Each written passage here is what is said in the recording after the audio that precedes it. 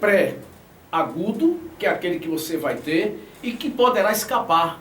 Até deu estatística de cada 1000, de cada 100, saía parece que 5. Cada 100, 4 escapariam, não é verdade? Então, é essa estatística. E o quarto estágio do coronavírus, que seria o estágio agudo terminal. Esse é o chamado irreversível.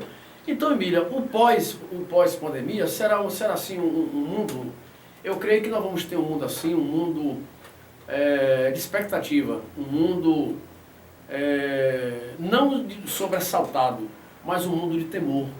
Você não vai confiar mais, por exemplo, chegar em um restaurante, sentar e comer tranquilamente. Os hábitos devem modificar, tal como aconteceu com a pandemia, quando aconteceu a tuberculose. Não sei se vocês sabem, botar a mão na boca para tossir passou a ser um procedimento ético de comportamento humano que surgiu após a epidemia da tuberculose, né? Os médicos começaram a orientar que você fosse tossir e colocasse a mão na boca, né? O uso do lenço também começa a ser mais veemente a partir dessa época, né? A partir dessa época. Que você não assoasse o nariz no chão, porque você podia deixar vírus ali, aquele vírus pode se propagar na região. Então, são hábitos, costumes e comportamentos que vão mudar. Então, a universalidade, como você falou, do coronavírus, ele tem esse poder de transformação. Ele vai mudar a cada um de nós. Nós não vamos nos sentir à vontade, pelo menos nos próximos 8 a 10 anos. É quando nós estaremos voltando e teremos mais segurança, a erradicação da doença já vai acontecer, mas controle 100% não vai nunca acontecer. O tempo é que vai acabar com o coronavírus, né? Como acabou com tantas outras doenças, né? Mas, sim. E a Terra, como fica após tanta morte e, assim, é muita gente morta e enterrando, e a Terra como é que... Minha amiga, nós temos uma coisa chamada... infectada com essa? Rodízio de permanência aqui na Terra. Você vai viver aqui uma média de 60 a 70 anos de idade. Eu já passei dos 30, né? Já passei dos 30. Ela vai viver uma média de 75, 80. Então, esse estado, como é que nós vamos ficar? Isso você quer saber? Como é que nós vamos ficar? Como é que nós vamos... Agora mesmo, com essa morte, tanta gente sendo enterrada na Terra. Como fica a Terra? Psicologicamente, a faixa vibratória da Terra, ela cai. Porque quando você participa de eventos, não vou dizer trágicos, de eventos, vamos até dizer que seja natural, né, essa pandemia, mas quando você participa de situações como esta, a sua vibração... Hein? Situações tristes. Situações tristes, que marcam a despedida, até porque foram momentos, assim, estão sendo momentos que a gente nunca viu. Enterrar, vamos dizer, 700 pessoas num dia. Como você vê ali, não é nem mais um funeral. É um enterro mesmo. É um enterro mesmo. Como eu vi na televisão, um rapaz, né? Se você estiver me assistindo, me perdoe, não vou citar nome, até porque não gravei seu nome. Quando eu vi um rapaz na televisão, não sei se foi no Rio ou foi no Ceará, não sei bem onde foi, e ele reclamando para a repórter, em frente à câmera da televisão, que ele procurava o pai dele. E o funcionário, né, da saúde pública dizia: olha, o seu pai deve ser um daqueles caixões que está ali, daqueles 20 que está ali sendo enterrado agora. Um trator que jogava a terra em cima. Mas eu quero ir lá. Não pode, você não pode, você só pode vir até aqui e acabou. Não tem. Então tudo isso, Emília, vai marcar, vai deixar a gente assim, num estado de expectativa, um estado de reflexão. Vamos ter reflexão, porque quando a gente voltar, vai voltar tudo de vez, né? Não vai ser de vez, assim que eu digo de vez, mas os anseios serão de vez, né? Você vai sair do estado de confinamento psicológico e até preso mesmo, você vai estar preso dentro de sua casa, para o estado de liberdade que não lhe apresenta confiabilidade. Porque no fundo você não vai ter confiança. Eu, por exemplo, você não vai ter aquela confiança de andar em um ônibus tal como você andava anteriormente. Você vai dizer: será que aqui alguém não passou com coronavírus? Eu estou vacinado, mas será que essa vacina vai fazer efeito? Será? Porque, veja bem, gente, presta bem atenção. O que a ciência está trabalhando para descobrir emergencialmente também não é o remédio de cura, é o remédio preventivo. Vacina não cura coronavírus. Coloca na cabeça de vocês isso aí, por favor. Você que está me assistindo aí agora, a vacina que está sendo inventada, inclusive por um cientista aqui da Bahia, parece que é Jacobina ou é Itabuna, alguma coisa assim, né? Estados Unidos, China, Reino Unido, tantos países aí que já descobriu, cada um descobriu uma coisa, não é a cura. A cura do coronavírus ainda não foi descoberta. Há um tratamento de combate ao estado infeccioso do coronavírus. O que está se trabalhando para enfrentamento dessa batalha não é outra coisa. Estão se procurando o remédio para a vacina. Estão se criando a vacina e não remédio e cura. Sim, Tânia, pode falar.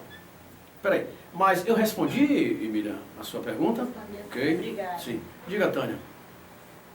Não, pode continuar com ela.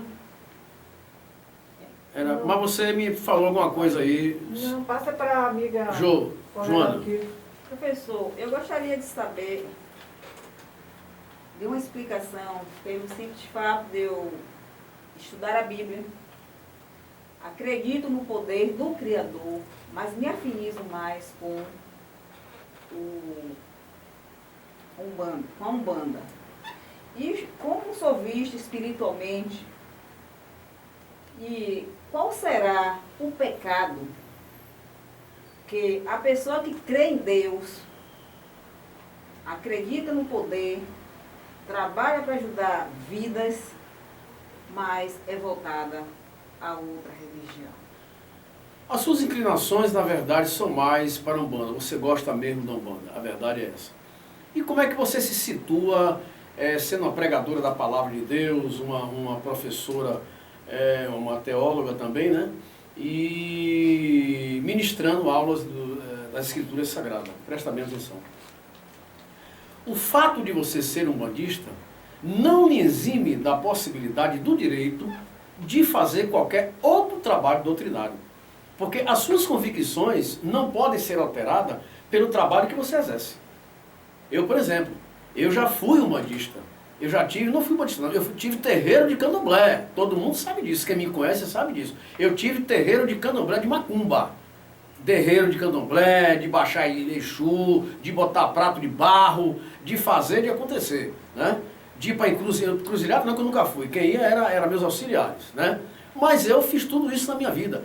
E não me reservo, em momento nenhum, a qualquer convite que eu receber para ir em um caruru, assistir um candomblé e participar de uma sessão de Umbanda, jamais. Porque ali tem valores, a Umbanda tem valores espirituais. Então, você colocar se tem pecado ou não é nem para ser colocado isso, porque não há pecado. Porque Deus falou para todos os credos, línguas e religiões. Efésios falou aqui agora, que sejamos todos um só, em um só corpo, em uma só convicção. Então, eu vou, no caso, discriminar você porque você é adepta da Umbanda, a nossa irmã porque é católica, aquela porque é espírita? Não. Cada um tem suas convicções. As convicções têm que ser respeitadas, gente.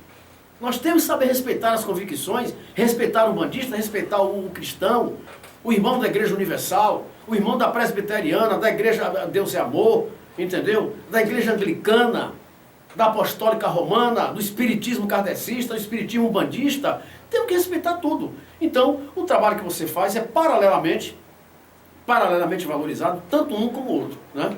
Agora, você participa hoje de algum terreiro de Umbanda, alguma coisa, não?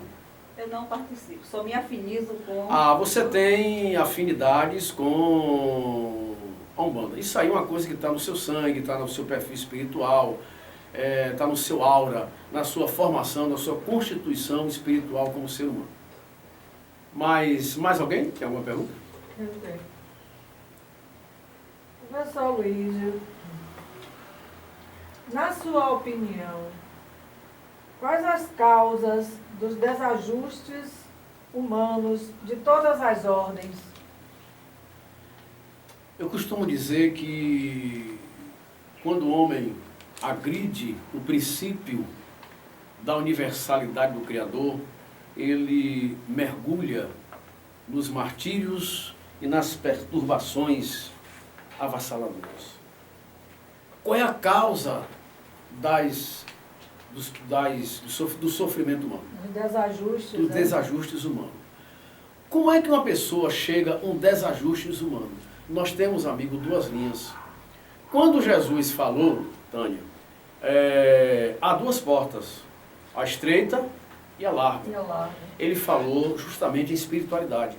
Porque Jesus falava em palavras berrantes para surtir efeito colorido da verdade. E poucos o compreendiam. Então, os desajustes, os efeitos, os prejuízos, os sofrimentos, os martírios, toda essa coisa que acontece, em verdade, é justamente quando você agride o universo, quando você está contra o universo. Professor, e quando é que nós estamos contra o universo? Por exemplo, você está pensando negativo todo dia, toda hora. Isto é uma contradição universal contra o Criador. Você, por exemplo, passar em uma rua, pegar um copo de lata, uma latinha de refrigerante jogado no meio da rua, você está agredindo a natureza. Você chegar no mar, jogar detritos, você está agredindo a natureza, né?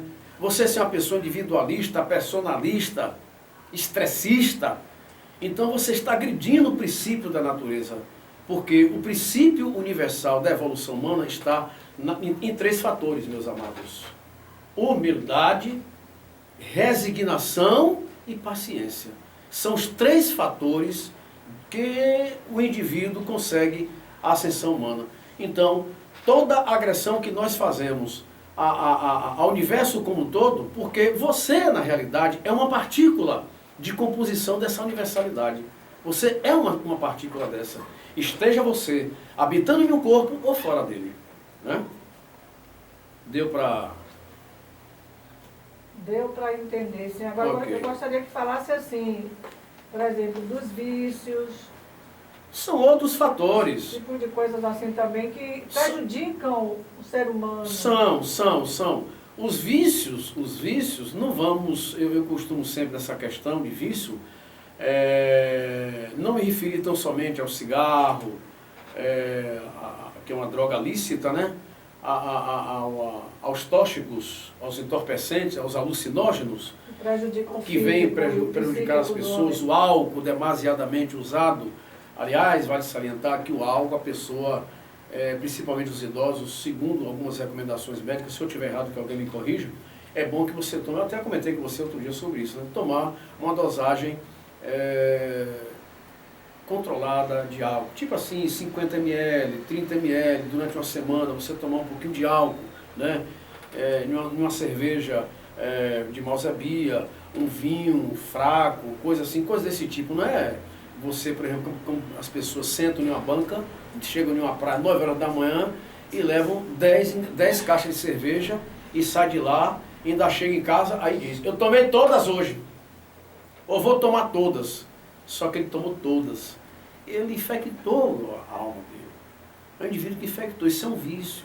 O camarada que fuma, por exemplo, uma carteira, 2 cigarros por dia, continue fumando.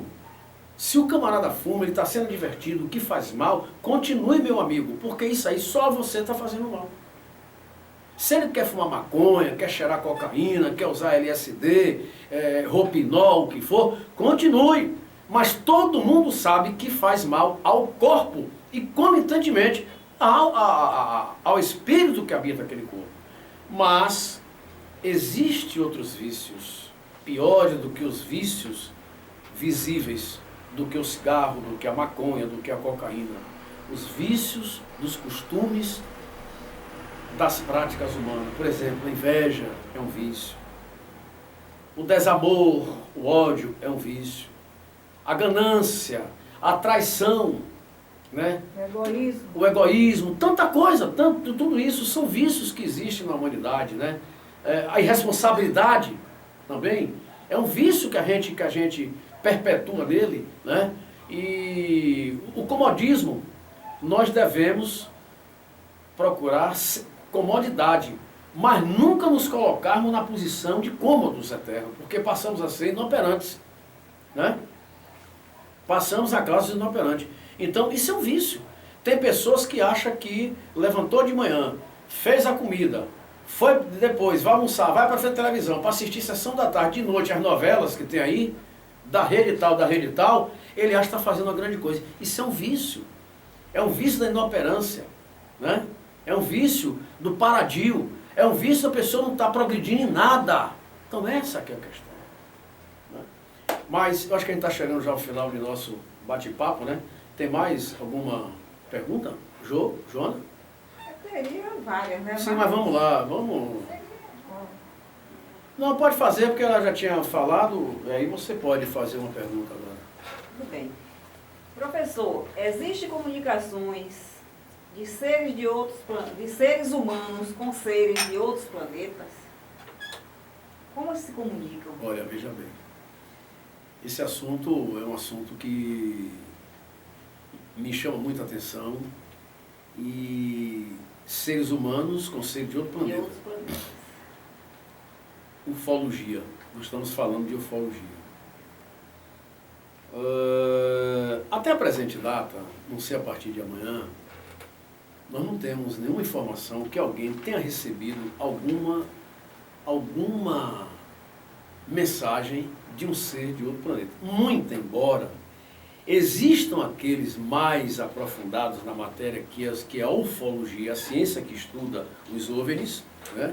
Objetos voadores não identificados, que significa OVNI, a palavra OVNI, né? E essas comunicações, ninguém tem, por certo. Muito embora aconteceu na Califórnia, nos anos de 1724, um camponês se encontrava de manhã cedo, o dia estava amanhecendo e ele viu uma grande luz, né, descer no campo. Ele se aproximou, ele muito corajosamente se aproximou e alguém disse que um boneco olhava para ele e apontava. E ele entendeu como se alguma coisa fosse acontecer, né? E de modo que depois de alguns dias, todo o seu gado veio a ser extinto, morreu, uma boiada que ele tinha. Então ninguém acreditou nele, porque somente ele viu. Ele faltou a habilidade de chamar alguém, acordar alguém para servir de testemunho, porque a própria palavra nos ensina, né? Se você for ser testemunha de alguma coisa, chame alguém para estar junto com você. A palavra de Deus fala isso. Então, não descarto essa possibilidade, considerando a possibilidade que não somos apenas nós, os únicos habitantes, talvez, dessa galáxia. Então, eu acredito que exista uma civilização muito mais evoluída do que a nossa, em que essa civilização, ela se comunica conosco de forma assim tão superior, que não há aparelho, não há nada aqui que possa detectar a presença deles. Eu creio, inclusive, que eles estão entre nós. Eu não sou estudante de ufologia, mas isso é uma coisa que eu creio como espiritualista, né? Como acredito que Marte já foi habitado. Como acredito que Marte foi habitado e há milhões e milhões e milhões de anos, uma avalanche de meteoros, um choque, uma colisão, extinguiu toda a civilização em Marte. Como aconteceu na Terra há 160 milhões de anos, né, com a extinção dos dinossauros. Então foi necessário acontecer isso. E hoje a gente já se presume habitar Marte, né? Habitar Marte. Então é possível, Joana, que alguém tenha essa comunicação, já possa estar acontecendo. Eles são superior a gente, talvez a internet para eles é uma coisa medieval, uma coisa ainda primitiva, e a comunicação deles é outra. E eles não querem que a gente saiba que eles estão aqui. E aí é que eles vêm até nós. E essa comunicação pode estar acontecendo. Por exemplo, através das pessoas que se comunicam com a espiritualidade, pode estar vindo. Pode estar descendo essas comunicações. Pode, por exemplo, essa vacina do coronavírus, será que ela está sendo criada aqui na Terra? Ou ela está sendo transmitida por aqueles que já criaram lá e mandaram para cá? Por uma questão de mérito da própria humanidade. Então, tudo isso que a gente... é uma escala de entendimento além da Terra. Então, eu estou dizendo a você que há essa possibilidade dos humanos ter esse tipo de comunicação. mas podemos ainda ter mais 2 últimas perguntas rápidas para a gente encerrar. Eu tenho mais uma pergunta. Vamos dividir entre você e Miriam. Sobre o vampirismo, né? Vampirismo. Vampirismo. Um termo usado em espiritismo, né? Para definir um tipo de obsessão. O senhor poderia explanar alguma coisa sobre isso? Posso. O vampirismo é um estado já, eu diria, possessivo. O que é o vampirismo? O vampirismo são almas que viveram aqui em mundos mais... Hoje é muito raro você encontrar esse tipo de manifestação. É muito raro você encontrar. O vampirismo são espíritos realmente atrasados, ultra atrasados, que tiveram oportunidades de vindas, muitas vindas aqui, e não conseguiram evoluir de maneira nenhuma, e se inclinaram com muita rapidez e com muita facilidade ao deletério. Infelizmente, essa é a realidade. E aí a gente se perde justamente nessa questão de tentar entender por que eles fizeram isso. São realmente espíritos que já estão assim com a forma, com a constituição animal. Eles se alimentam até do sangue, tem uns que se alimentam até, são espíritos maus mesmo, né? E se alimentam do canibalismo, essa coisa toda aí. E atuam sobre o encarnado? Atua, sim. Atua e pode levá-los até a morte. E Miriam, temos rapidinho, 2 minutinhos somente. Qual a importância dos membros em um grupo religioso? Oi, Miriam, a importância dos membros em um grupo religioso é a coesão, a união de todos eles e a participação de todos eles, para que a gente possa realmente mostrar a nossa capacidade espiritual. Porque uma casa não se sustenta de maneira nenhuma sem as suas colunas. E quem são as colunas dentro de um grupo? São os membros que o compõem, né? São esses que compõem. Então, cada um é importante. Se um fragiliza, eu acredito que vai, tendo efeito dominó, os outros tendem a cair, porque vai impregnando essa energia de um para o outro, de repente o grupo começa a perder força. E o plano espiritual vai se afastando desse grupo.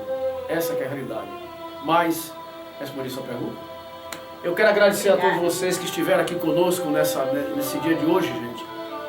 E vamos então, nesse momento, fazer nossos agradecimentos, pedindo a Deus por esses trabalhos. E se você puder, esteja sempre sinalizado, sempre voltado ao nosso trabalho. Visite a CETRAI e visite também o NET Bahia Notícia, né? Eu quero agradecer a todos vocês, agradecer a nossa amiga Joana, agradecer a Tânia, agradecer a Emília, todos que estão aqui e aqueles que se encontram distante da gente nesse momento e os que estão em memória. Aqueles que não fazem mais parte do nosso meio, nós também agradecemos. Então, fica aqui o nosso abraço, que Deus nos abençoe e Jesus nos ampare. Muito obrigado e até a próxima, se Deus nos permitir.